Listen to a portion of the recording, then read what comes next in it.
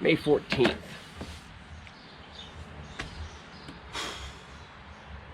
What does it mean to teach a yoga class?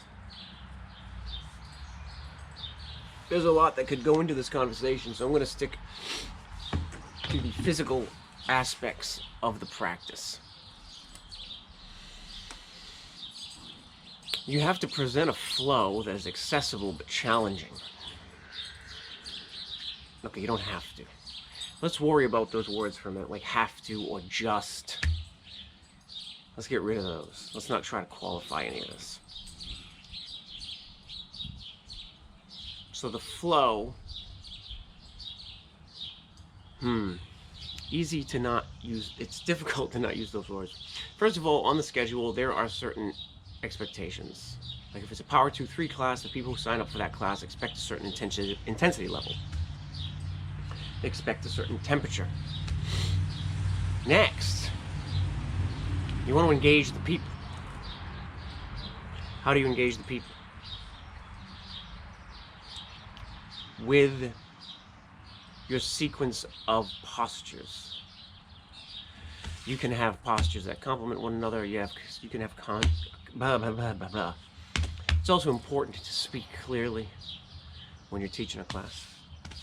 You can have postures that complement one another, and some postures are the opposite of one another. Like they'll engage this muscle, then that muscle. I guess they all complement each other, right?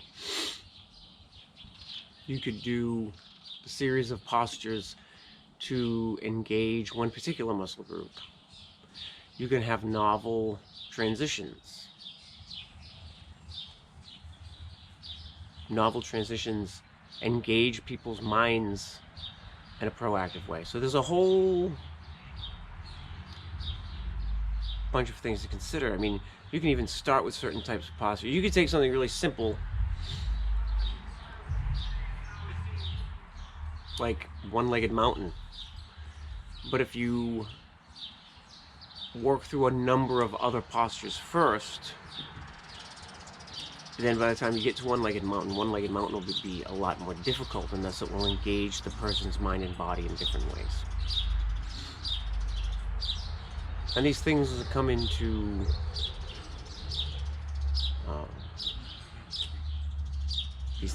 focus. Jeez, good blog entry, very raw. These things come into consideration. You also need to be able to remember it. It also needs to be safe within certain parameters.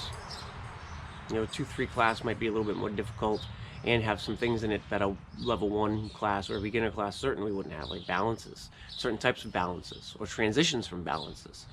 There's another thought, right? Transitions in and out of balances could make the class in and of itself more difficult than just the balances themselves. So you might have some postures that don't seem very difficult, but then when you add the transitions to a different posture, suddenly they become more difficult. So there's a whole host of things to consider.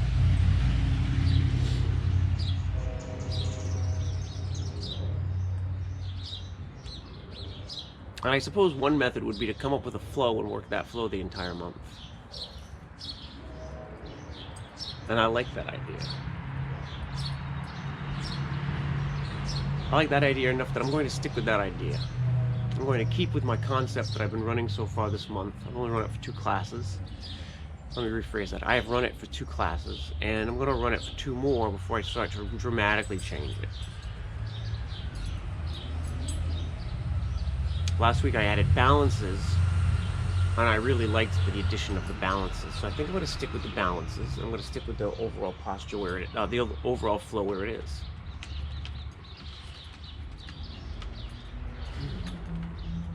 I mean, you have to gauge the people in the class too. If you're watching the people in the class and you're trying to teach the class and you're seeing that everybody is having a bad time, well, you probably want to lower the temp or lessen the complexity of the transitions, right? There are things you can do, slow it down, speed it up. There are things you can do. Offer a break. I said break. I don't know what Chomps thinks that word is very interesting. So this is the stuff that's running through my mind today. You don't want to come up with novel stuff for the sake of novelty, because it will just be poorly received. You want to have an authentic practice that achieves some aim. Right? Novelty is not in and of itself enough.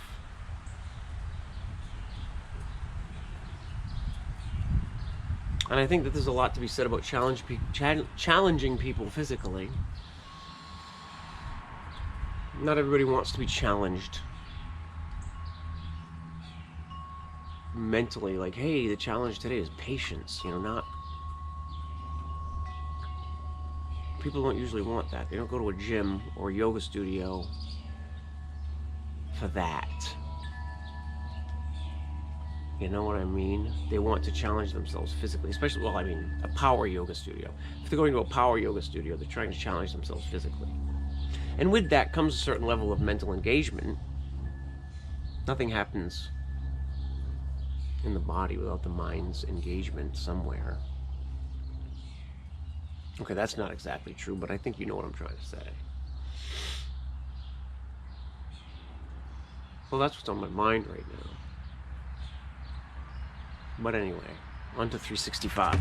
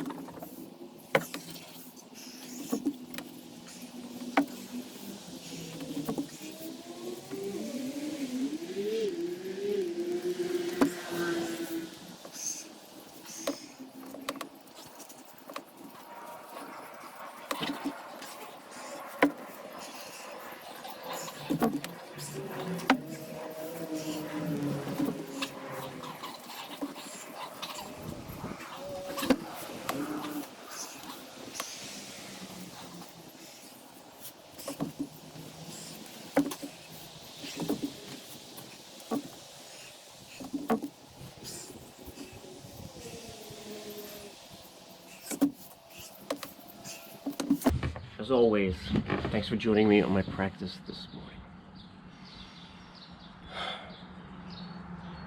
Namaste.